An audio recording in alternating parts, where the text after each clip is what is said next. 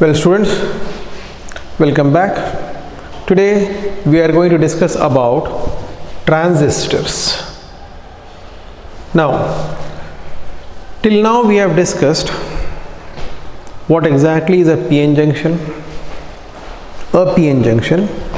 what are the applications of PN junction. This we have discussed. Now let us see what if two PN junctions are joined. One PN junction, we have seen it behaves as what is called a diode, and we have seen how exactly that can be used as a rectifier, as a voltage stabilizer, and all those things we have seen. Now what if two PN junctions are arranged together? Then what we get? Let us try to analyze this situation. If I talk of two PN junctions, then it will look something like this. See, this is one PN junction, this is another PN junction. So it can be an NPN. So there are three terminals now. See here. This is one PN junction, this is second PN junction. So basically this is an arrangement of two PN junction. Now why? It can be this way also. We have this PNP.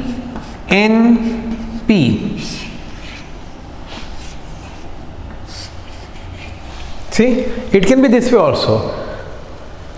So the arrangement of two PN junction can be of the order of NPN or PNP. But what is important is there should be two PN junctions. See here, this is one PN junction formed, this is another PN junction formed. This is one PN junction formed, this is another PN junction.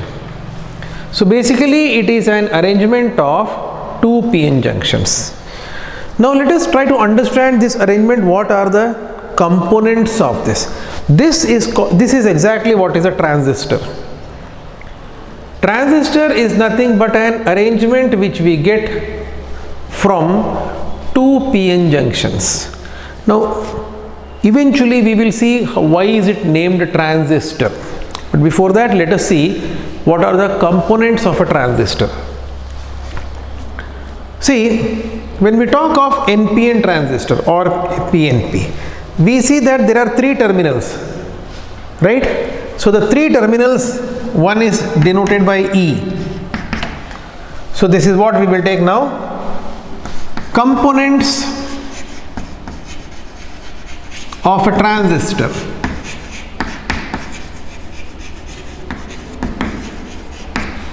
First component is said to be emitter, E. Name only suggests, it is emitter. What is an emitter? Emitter, we can say something which emits. Correct, that's very right. Emitter is that part of the arrangement of PN junctions which is emitting the charge carriers. So emitter is what? Emitter is that which emits charge carriers. Which emits charge carriers. This is what is an emitter. Now, if we say that it emits the charge carriers, see here, it can be N type or it can be a P type. What are the characteristics of emitter? What are the characteristics? Since we want that it should emit charge carriers, therefore the first condition is it should be a heavily doped semiconductor. So the doping intensity of emitter has to be very high. That is first criteria. So heavily doped semiconductor.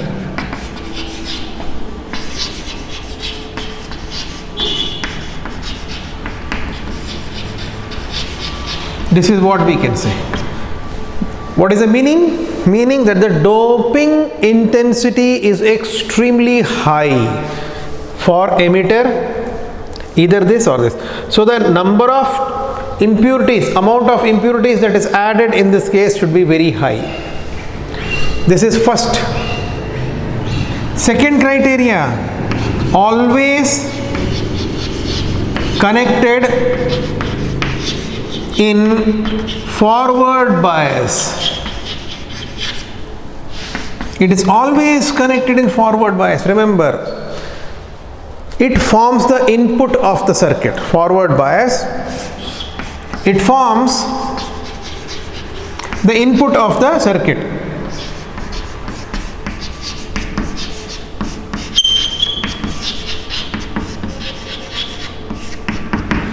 These are the characteristics of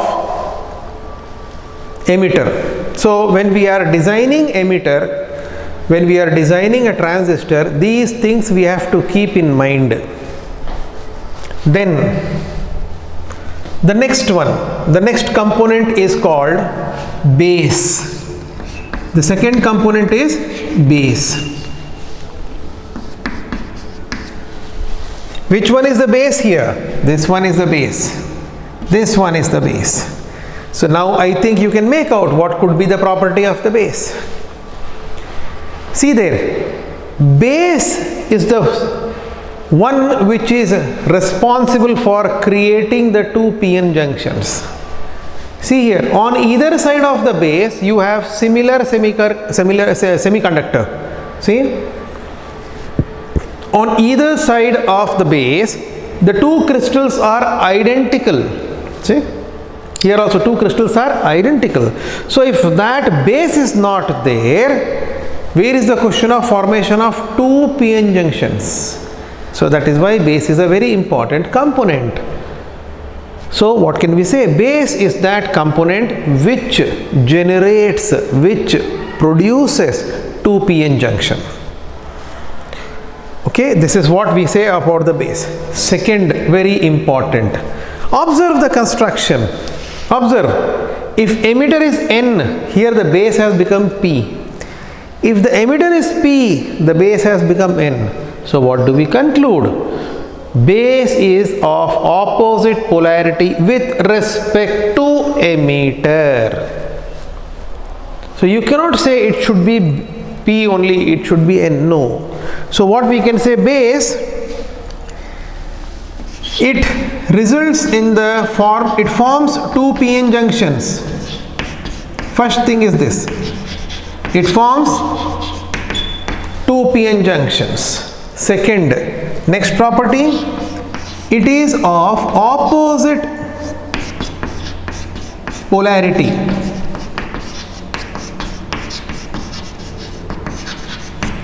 When compared with respect to emitter.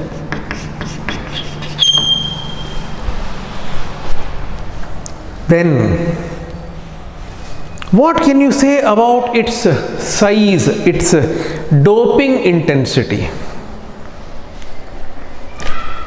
Base is a very narrow, very thin, wafer thin region, extremely narrow region. Base is an extremely narrow region.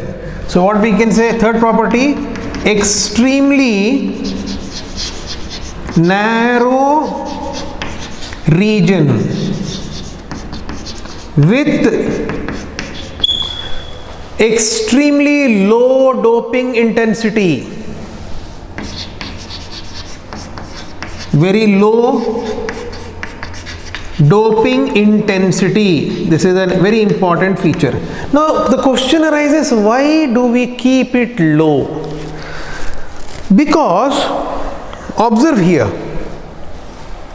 if I connect this two in the input circuit, charges will flow in the, because we know this forms the emitter input, it is in forward bias.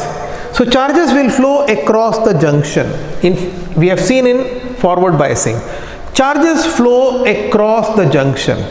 So when the charges flow across the junction, what happens is, because these two are of opposite polarity, neutralization of the charges, recombination of the charges will happen. Remember, when there is recombination, the output which will form will be less than the input. Like say what is the meaning? I'll try to explicitly state it. Suppose 100 electrons begin their journey from the emitter. Suppose 20 electrons combine with the positively charged holes. So how many electrons are reaching the output? 80 electrons. So what can we say? Strength of the output current is weaker than the strength of the input current. Simple. Now can we expect that the output current should be pathetically low? No. So what is the criteria? Keep the recombination level low. How will you keep the recombination level low? Don't let more of the holes present be present here. So the doping intensity, you minimize it. Finished. We have created low recombination ratio. Second, don't keep it very wide. More area you allow the charge to move, more possibility of recombination. So keep that area very narrow. That is the reason why. What did we see here? Extremely narrow. This is the reason.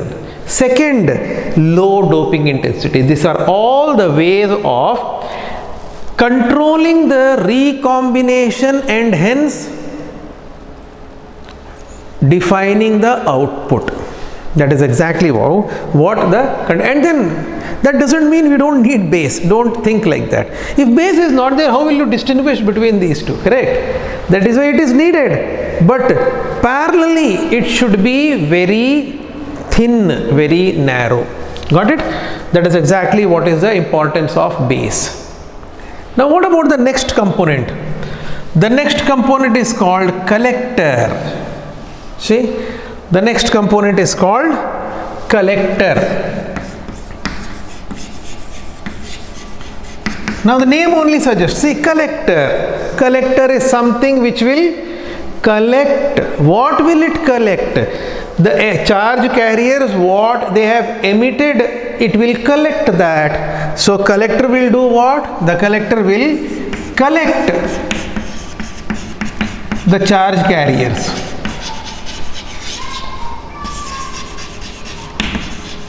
Emitted by emitter.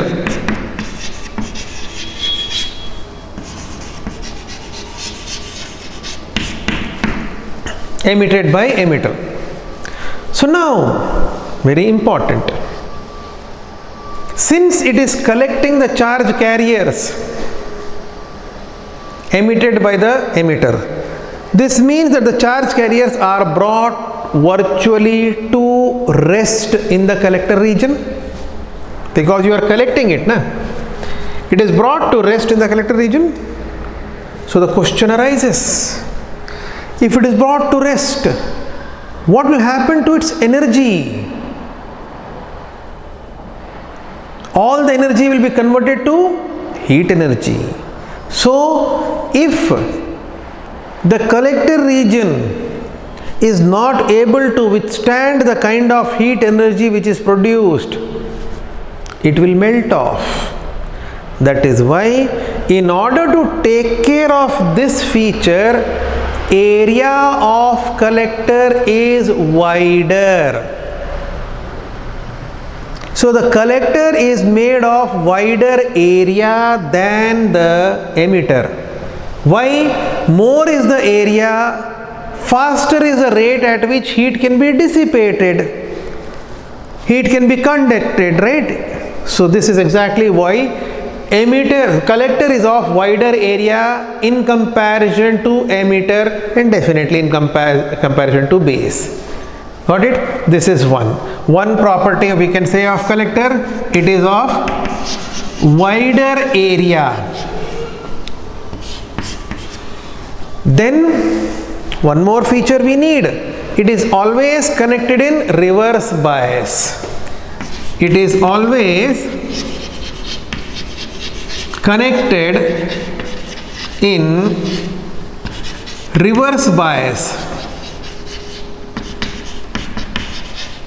with respect to the base. Okay, this is what we have, and it forms the output. it forms the output part of the circuit. That is to say, output we are taking across the collector, input we are feeding along the emitter. This is exactly what the arrangement are, okay, in a transistor. So I hope now the three components, the three features are clear. Then comes the symbol. How will you represent NPN and PNP? So in order to represent the transistor, see the representation, it is this way.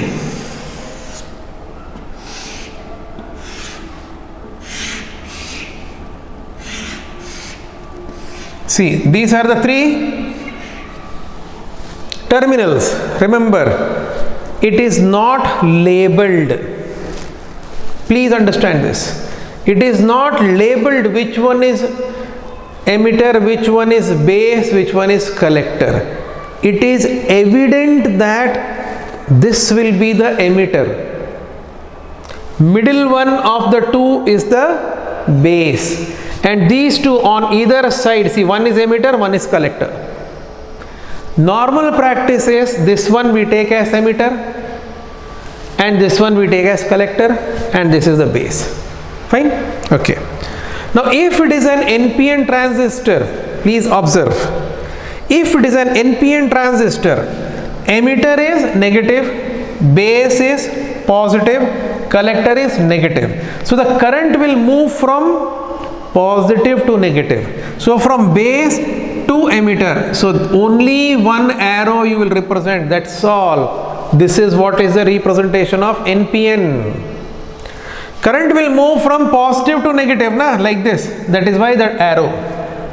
This is the symbol for NPN. Now suppose we take PNP, this one. Again draw the same thing. See.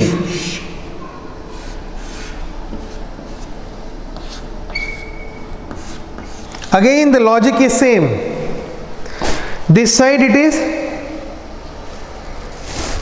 this is emitter, this is collector, this is base. Now in a PNP, this one is positive, this one is negative. So the direction of arrow will reverse. This is the symbol for a PNP transistor. So students, be very careful.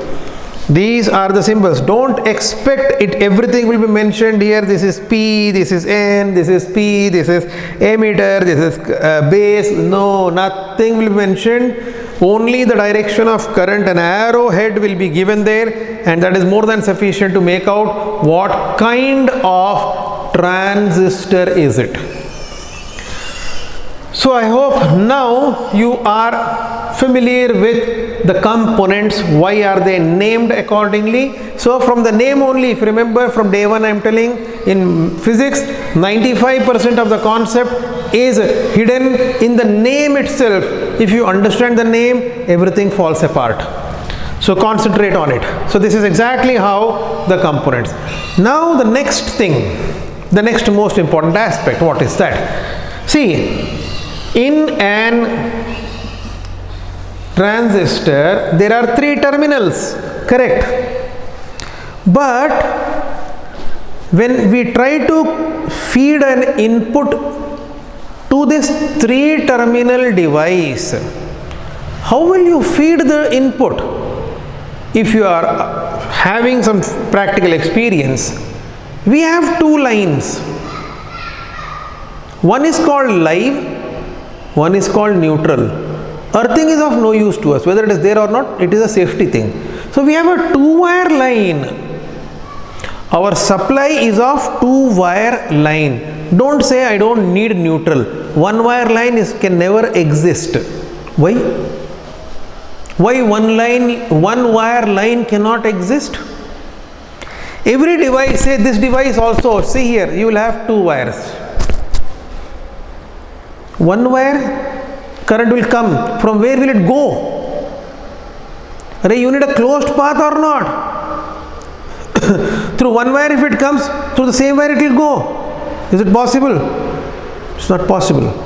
That is why we have a two-wire line, and practically we say the wire through which current is coming is the live wire, and we assume that through the neutral it is going back. This is how the path gets complete in practical life. Third wire we don't need. So out here we are having 3 wire. How to connect? This is what is understanding. And as I was discussing, area, that also I will tell you, we will not draw like this. When we are drawing, we draw it like this. But the problem, how exactly actually the transistor is to be drawn. See here. This is the actual diagram. See. This is, let us say, N, P, N. This is emitter, this is base, and this is collector. Observe. What did we see? What did we see in collector? We saw that the collector is a wider area. Represent it. See, area is wide. And we have seen base is a very narrow region. Show that. Don't draw all of same size. Here for our understanding purpose I have drawn, no problem. But actually it is represented this way. See, it is a very narrow region. This way it is drawn. Clear? So, heat. Now see, you will say from where, how exactly heat we have not felt it. Yes, if you have ever experienced in case of your laptops or desktop computers, there is a CPU fan, we say. Why do we need a fan? First question.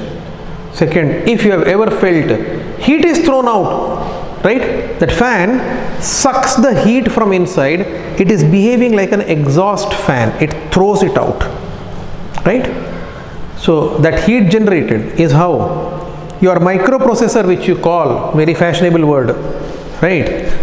Microprocessor, i7 processor, i5 processor, very fashionable. What are they? Any idea? So, these microprocessors, name only suggests microprocessor. Micro is for the size, processor is the arrangement which will give us a logical reason. It is based on the logical question, yes or no. If the logical arrangement says yes, it allows current. If it says no, it goes into reverse bias. It will not allow current. Forward bias and reverse bias, this is how we are achieving in this. Now, because the microprocessor, we are achieving a task. If you have seen, you label it 1.5 gigahertz. What is that? Processor speed is a very fashionable word. Octa-core processor, 1.5 gigahertz speed. What are they? Please try to think. They are all these things only.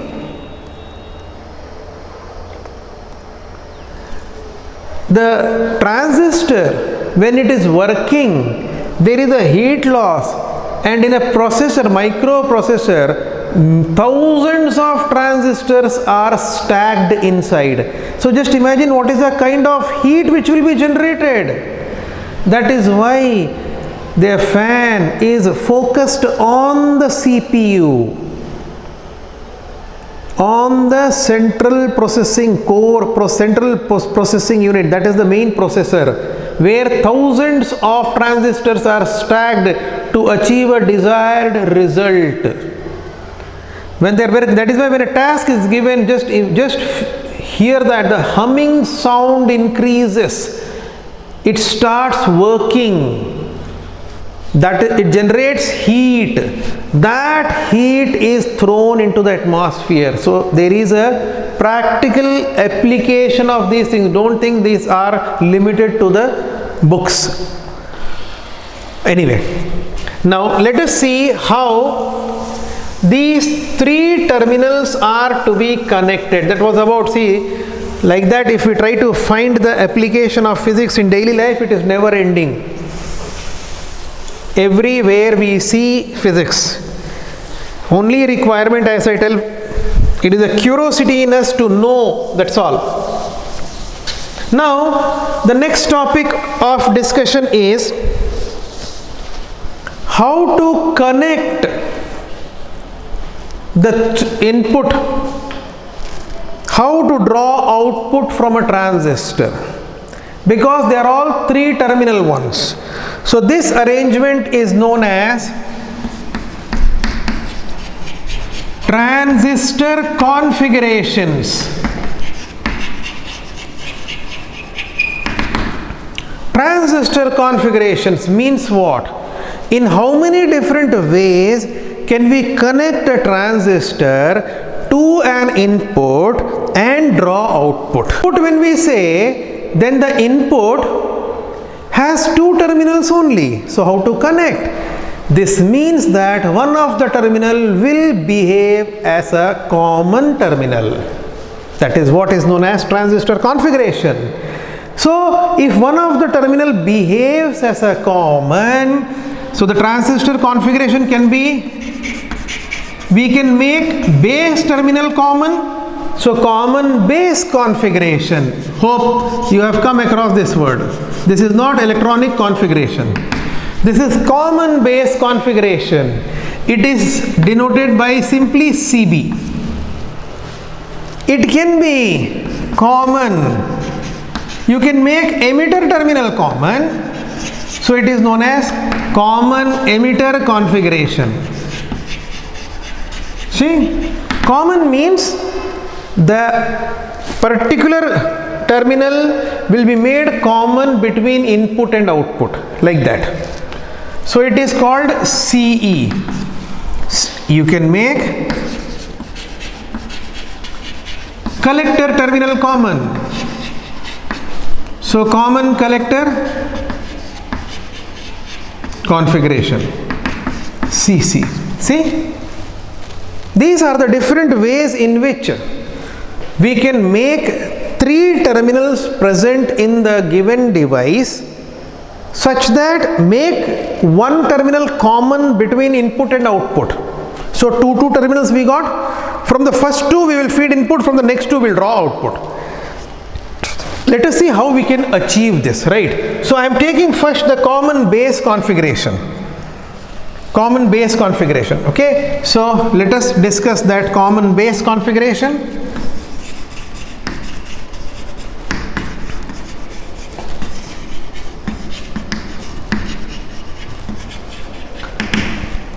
It is also known as CB circuit. How the common base? See, any transistor you can take. You are free to take NPN, you are free to take PNP, any one of your choice.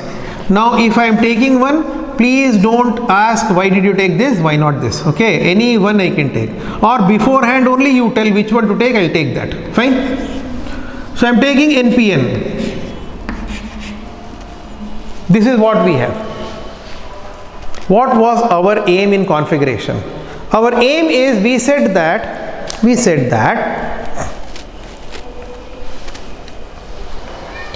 this base is to be made common between the input and output, correct?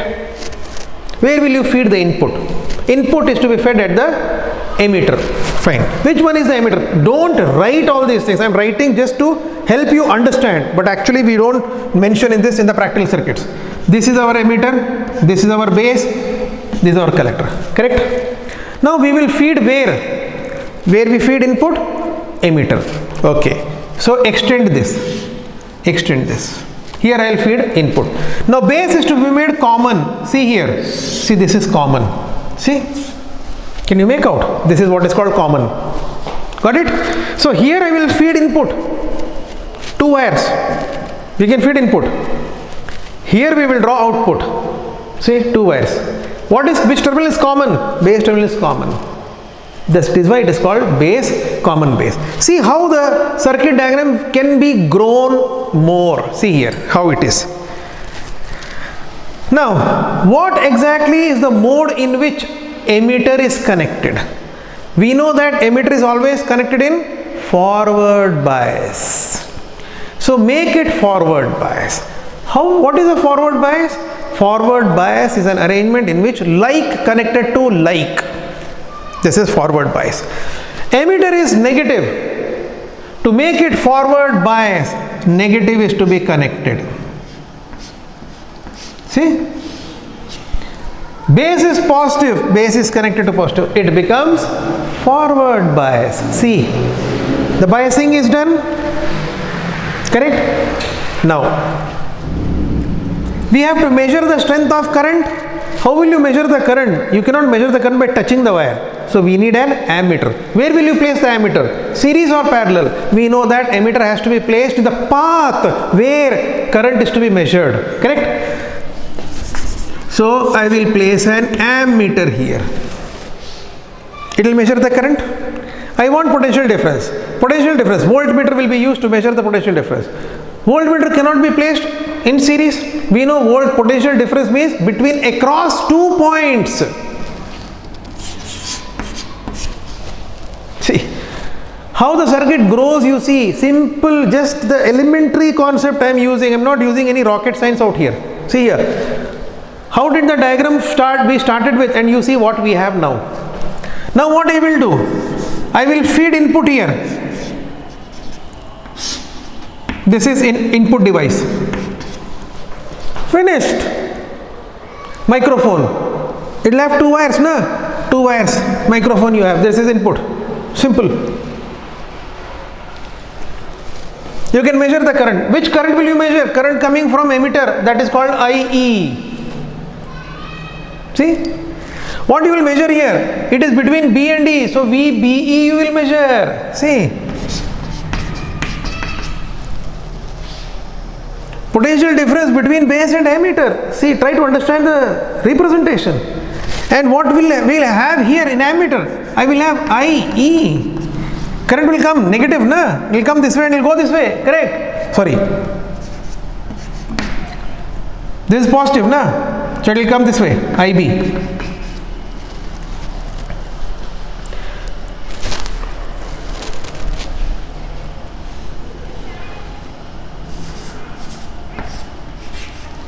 It will come this way, positive to negative, it will go this way. This is exactly what we have. This is IB. Got it? So IB is the base current. What did we see? It will go this way from positive.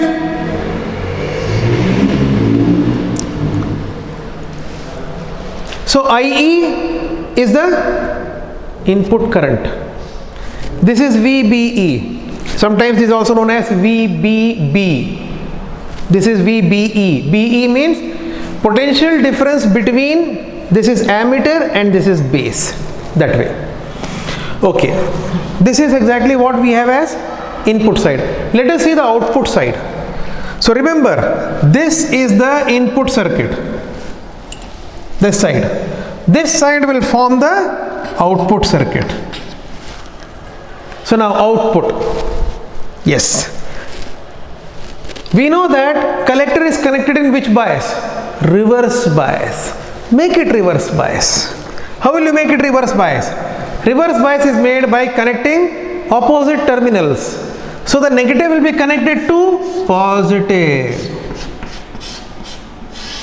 Finished. Positive is connected to negative. Reverse bias. Biasing is done. How will you measure the current? Again the same story. I will place an ammeter here. I will place a voltmeter here. So what we will measure? VCB. Between collector and base. What will this measure? Current is going this way. Current is going, see this way, na? So this will form IC. And this is, where will you draw the output?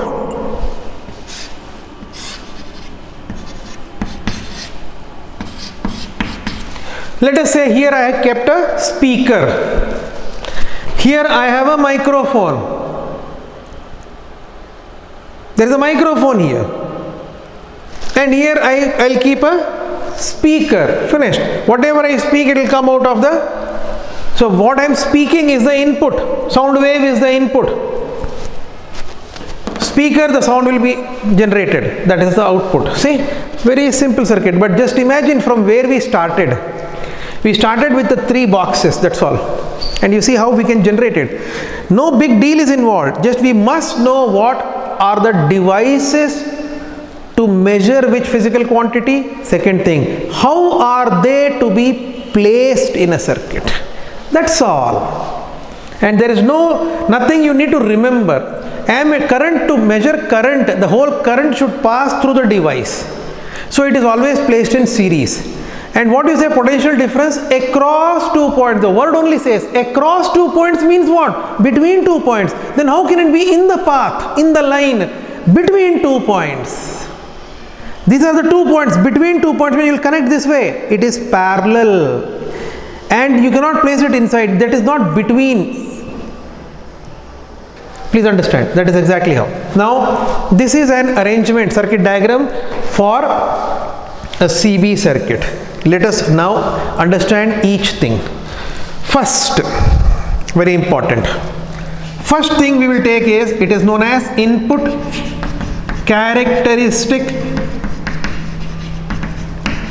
curve. Why do we say this? Why do we need this? Very right. Because we know that input is what? Emitter, na? We know emitter is connected in which bias? Forward bias. We also know forward bias has a VI characteristic. Forward bias has a VI characteristic. That is what is input characteristic curve. The input characteristic curve is what? See, every word is important. Input. I am drawing VI characteristic or curve for input. And input is what? Emitter. And emitter is what? Connected in forward bias. So the forward bias VI characteristic curve is what we have here. Okay. Now, what are the elements? Very important. Input characteristic curve. What are the elements of input circuit? What are the elements? Well, now students, please understand. Elements means here, which are the parameters that we have measured in input side. We are measuring input current via ammeter. We are measuring input potential difference via voltmeter. 2 devices we have connected to measure what? We have not put the two devices to measure your weight. This ammeter is to measure what? Input current, which is IE. This voltmeter is for what? To measure potential difference between base and emitter. These are known as elements of input circuit. Which physical parameters are we measuring? So it is IE and VBE. These are known as input elements in the language of semiconductor devices. Please understand. Now don't correlate it with the chemistry elements in the periodic table and all, right? Now see, if we understand, you have to devote time once only to understand the terms. You will never forget for life, even if you want. So elements of input circuit is this. Now go a step ahead. From these 2 parameters, what you can calculate? See, these 2 you have not calculated. Please understand. You have measured it. The devices are here. So you have taken the reading, you have measured it. From these 2 measurements, what can you compute? What can you calculate? Think of Ohm's law. What is left out? Resistance. I can calculate input resistance. So from these 2. So input resistance, we can write it as what? V is I into R, correct? So R will be what? V corresponding V by corresponding I. Now students, if you are having an AC, then you will write here it as delta VBE upon delta IE, because AC is fluctuating, na? So we will take change. Here, since I have taken DC, so I have taken absolute values. So if it is an AC, this you will write as delta VBE upon delta IE, because AC is a fluctuating, that is fine. Okay, there is no other difference anyway. Now, what will be the nature of the curve? So if I try to plot the graph, you know what the input or the VI characteristic for forward bias, right? You know this. Remember that, units. So we had something like this.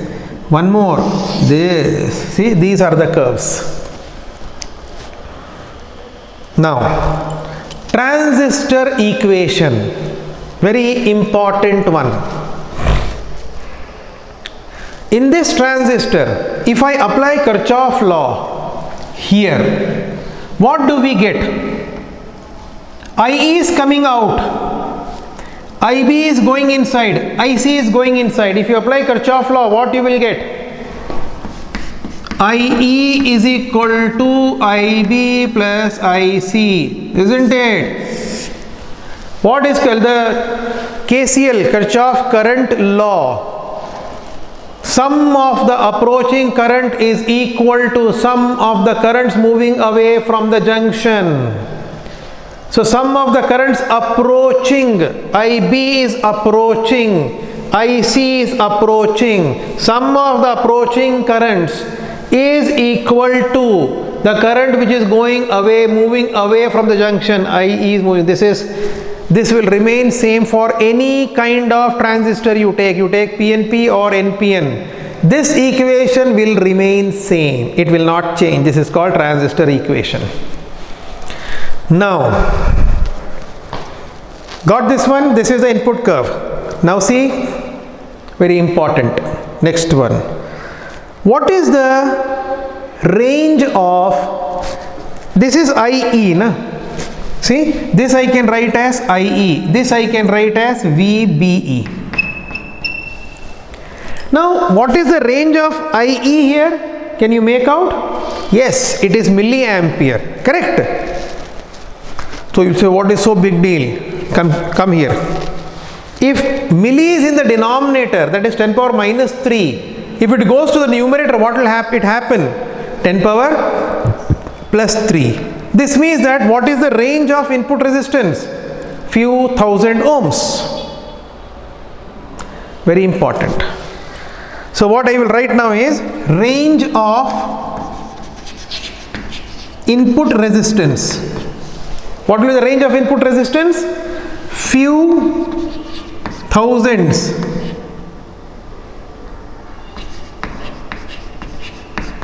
of ohm. So input resistance will be in kilo ohm, in short. Input resistance will be in kilo ohm. Please register this in your mind. We will use this again. Input resistance is in kilo ohms. Now let us see the next one. What is that? Output characteristic curve. Let us go to output characteristic curve.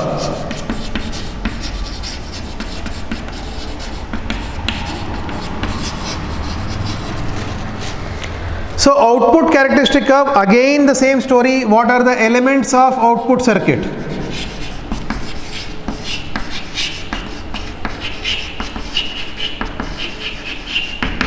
What are the elements? What will the ammeter read? IC. This is called output current. Remember this.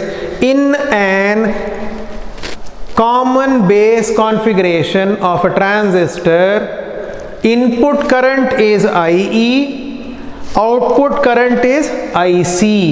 Input voltage is VBE, output voltage is VCB.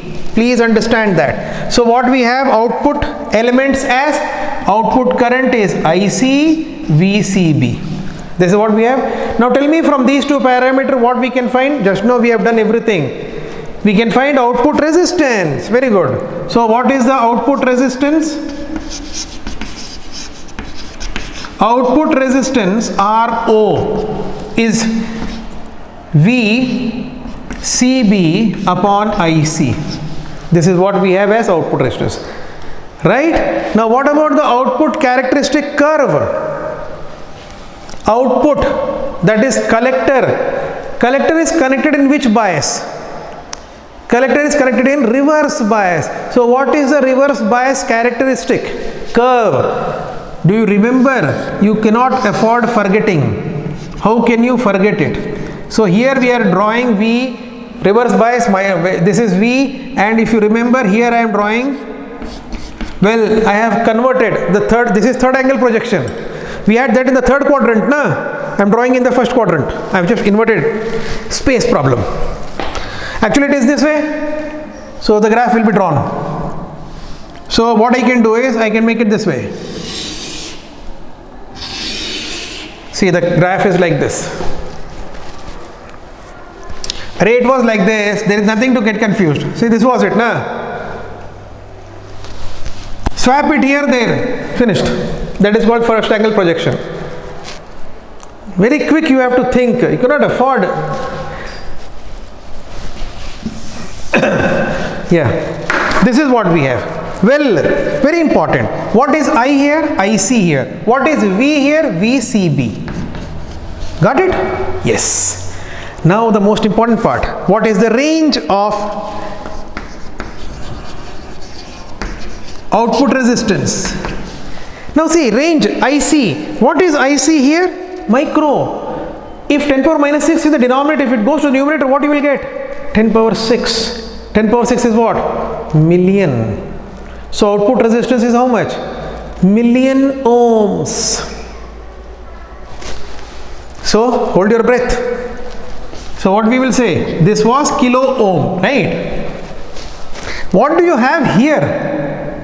This is few million ohms. Mega ohms. See the beauty of this piece. See, is this piece two isolated pieces? Is this piece two isolated piece? No, there is it is two PN junction taken together, na? They are not isolated. They are not two independent PN junctions. No, no, no. It is one like this. It is one piece only. It is one piece only. This side we have one PN junction, base, and another here, that way. So in one piece, see the beauty of this arrangement. One piece, one end which is your input is having just few kilo ohms, or it can be in ohms also. From 0 to kilo ohm it is having resistance. What about the other end? It is having million ohms. See, this peculiar arrangement is known as transistor.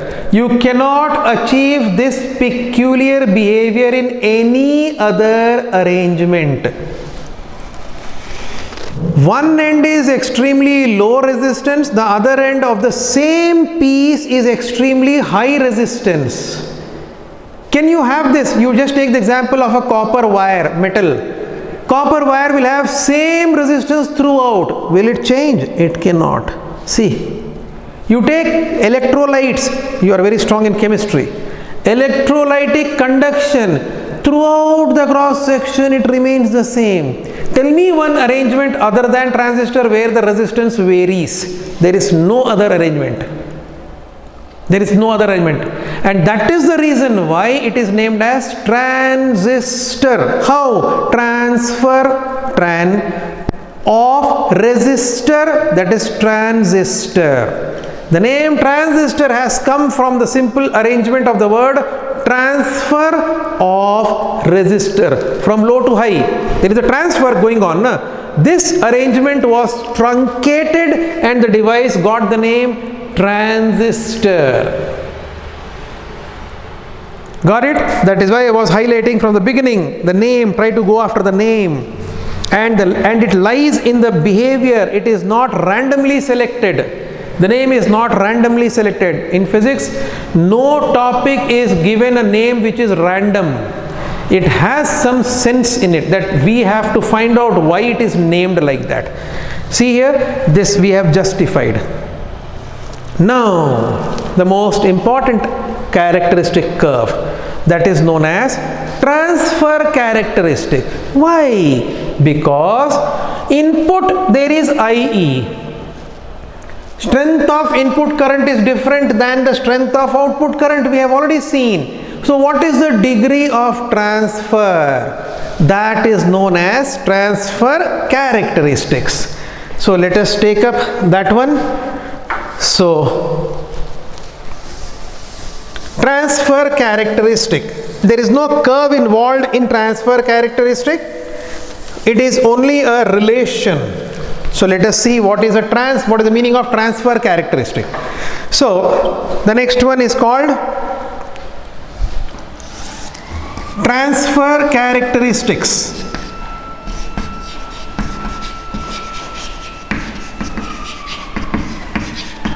It is also known as current amplification factor. Known as current amplification factor. Current amplification, I hope you can make out the meaning of this word current amplification. Amplification means what? To increase. Amplification means to increase. So this is what we have to measure. This is what is transfer characteristic. Students, please concentrate. Transfer characteristic is denoted compulsorily by alpha. In the boards and in the entrance papers, if you come across the data question pertaining to the transistors and alpha is used, alpha is current amplification factor for CB circuit. Remember, compulsorily alpha is for CB circuit, common base. Now current amplification factor is said to be output current upon input current. This ratio is called current amplification factor. Remember, now suppose this ratio is greater than 1, then output current will be greater than the input current. So we will say there is amplification. If output current is less than input current, there is no amplification. Amplification is always increase. So there is, if the current amplification factor is less than 1, then we can conclude that there is no amplification going on in this circuit, in this arrangement. So now alpha is what? Output current. What is output current? IC or delta IC, depending on the nature of the source. What is input current? IE or delta IE. Fine? Okay. This is exactly what is alpha. This is exactly what is alpha. So the question arises, is it greater than 1? Is it less than 1? Observe what? Yes. See here, this is the direction of conventional current, correct? What is the direction in which the electrons will move? Electrons will move in a direction opposite to the conventional current. This is known to us. So if I represent conventional current as going this way, electrons will move in opposite direction. Electronic current, conventional current is different. Conventional current is the direction in which we have given so that it will conform to the laws of physics.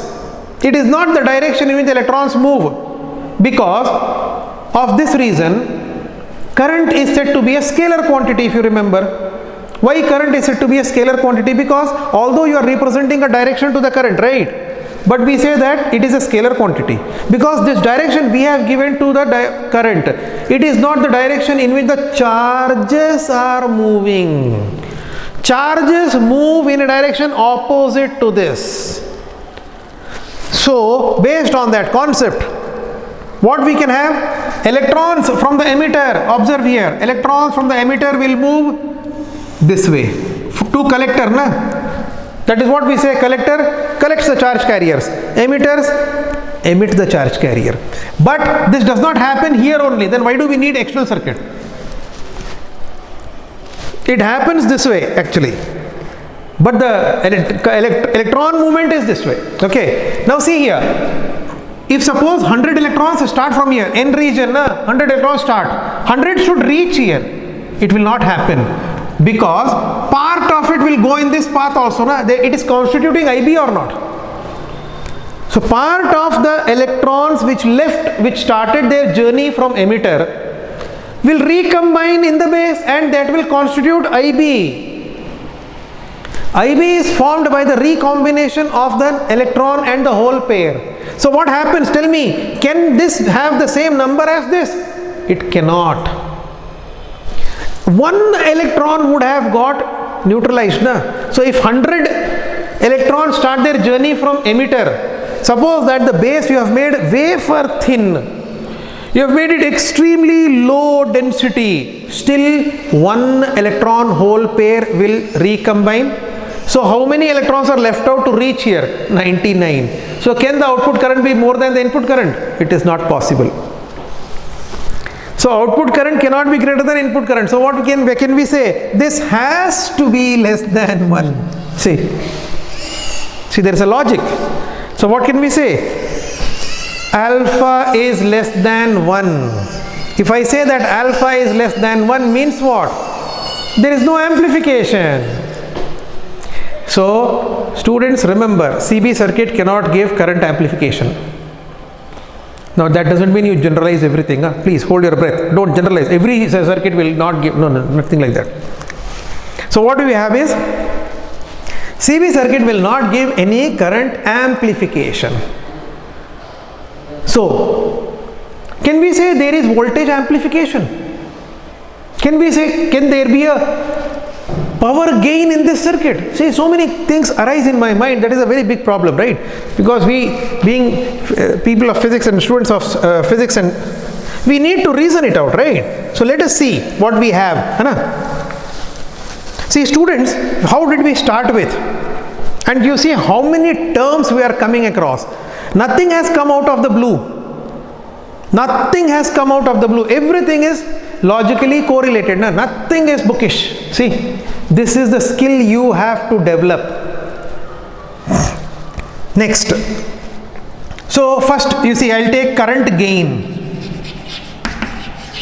What is the meaning of current gain? Current gain means output current upon input current. Output current is IC, input current is IE, right? Is this greater than 1? No, we have already seen. It is less than 1. So, is there a current gain? No. No current gain.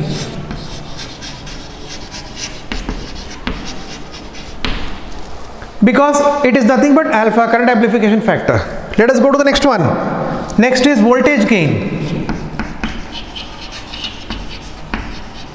Is there a voltage gain? So voltage gain, how do we calculate? It is the ratio of output voltage to input voltage. So output voltage upon input voltage. Output voltage, use Ohm's law, right?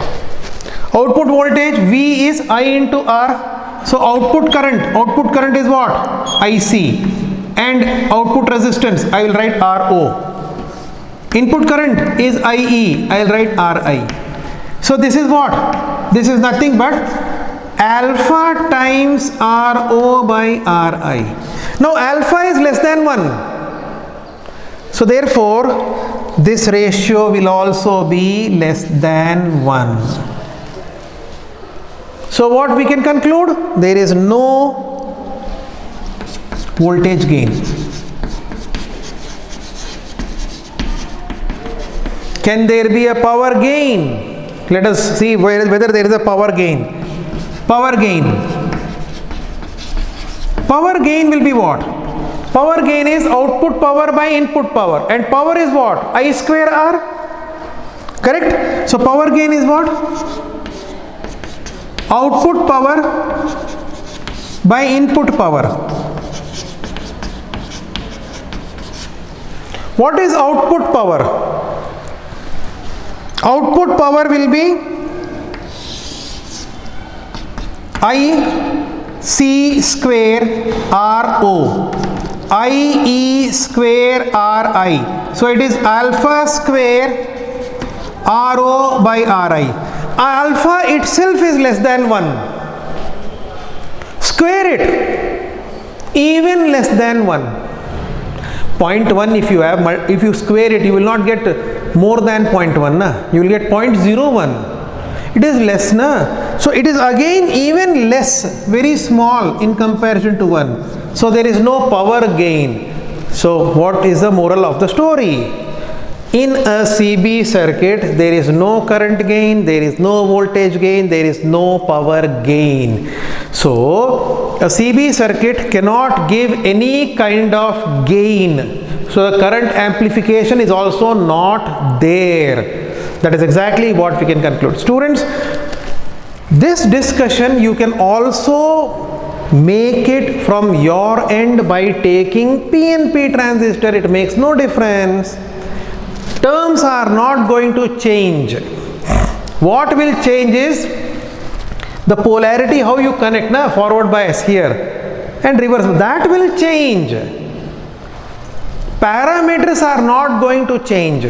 Our input current will remain IE, output current will remain IC, they will not change. Input voltage will remain VBE, output voltage is going to remain VCB. But here see, we connected negative to negative in order to make it forward bias na. So if you have a PNP, P will be connected to positive, not negative, to make it forward. That will change. Other than that, no changes will happen. You can always draw that circuit and practice it. That is exactly how you are supposed to understand the common base configuration arrangement of a transistor.